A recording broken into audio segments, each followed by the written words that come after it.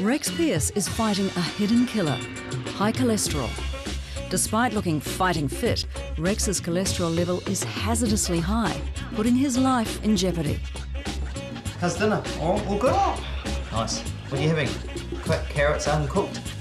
Yeah, nice. Rex has been guilty of a bit of a cake habit at work, but his wife Monica has taken charge of the meals at home. So, have you made a lot of changes in the kitchen? Not really. I mean, I think that we eat quite healthily, and I'm always quite conscious of what I'm putting into myself. So, you know, I tend to treat the family pretty much the same as that.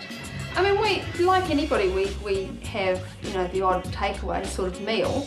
Well, Rex will come along as well, but I mean, generally he'll have a burger. Yep. And I think he used to have, like he'd normally have a burger with some fries. He doesn't have fries anymore. So what we're finding, you know, you guys are eating really well, and you've got the whole thing going. So what went wrong? You know, why did we get into this situation to begin with?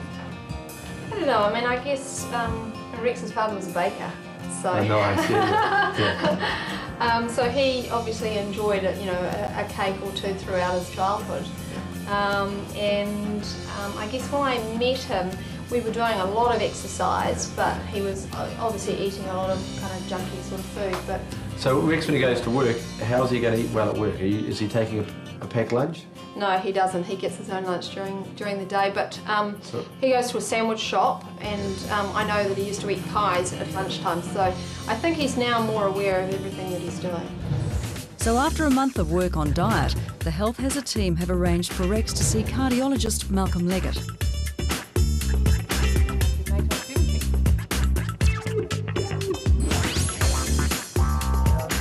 Just how much damage has Rex's cholesterol done? And what symptoms of heart disease should he be watching for?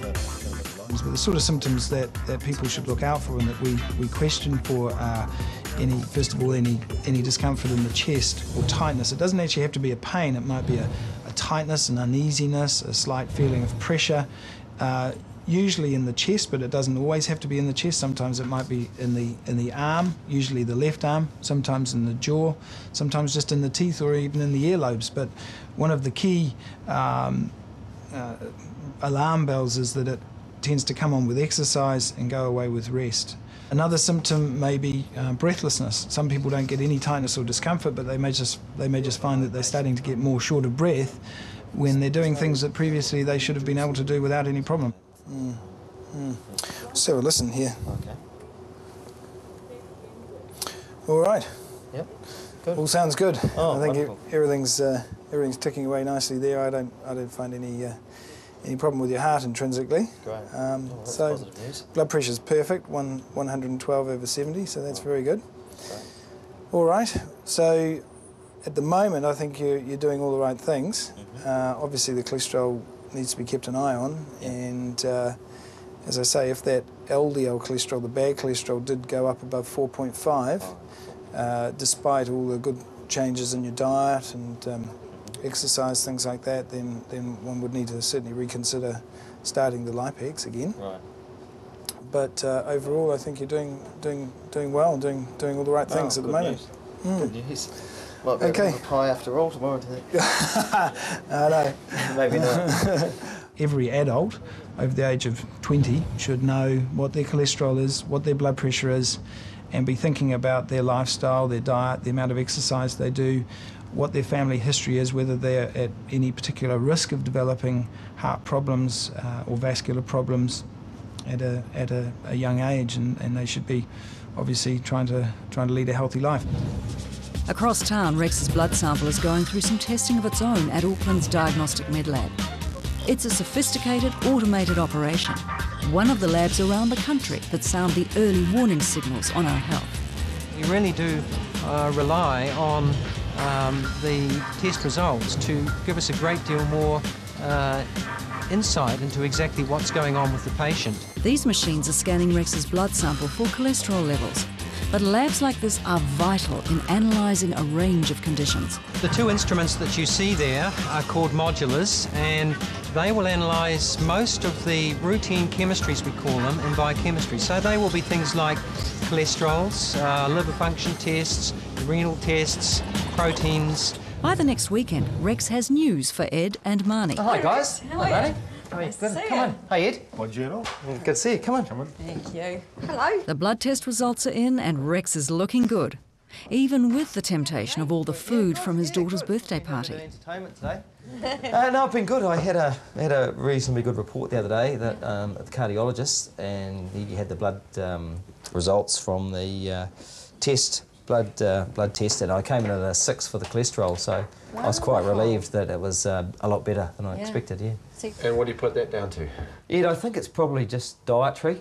This is my feeling. I've cut out a lot of fatty foods and cakes and those sort of things that I quite enjoyed when I got the 8, which was quite scary, and I thought, well, I better eliminate a lot of that and see whether I can bring it down, and it obviously has worked to a degree. Yeah, Rex is pretty happy with himself. He's got his cholesterol down to about 6, so he's gone from extremely high to quite high. And that's great, that's progress. We would like to bring him into the sort of the normal range, you know, under 5, under 4.5 for his ratio. So that'd be a useful thing too. So there's a bit of effort to go yet, but certainly at the level of 6, his risk has come down. But I think we could do better. If it keeps dropping, he's on track. But you know, going along with that, he's got to accept that he can't suddenly get busy at work and forget exercising for a week or 2. And this is something that applies to all of us. Our lifestyles have created a situation in this country that is nothing to cheer about. We still have a huge epidemic, if you like, of coronary heart disease. Over 6,000 people in New Zealand die every year from coronary heart disease. That's 17 a day. And compare that, say, for example, with motor vehicle accidents of around 500 a year. So we're talking 12 times the number. It's a huge problem.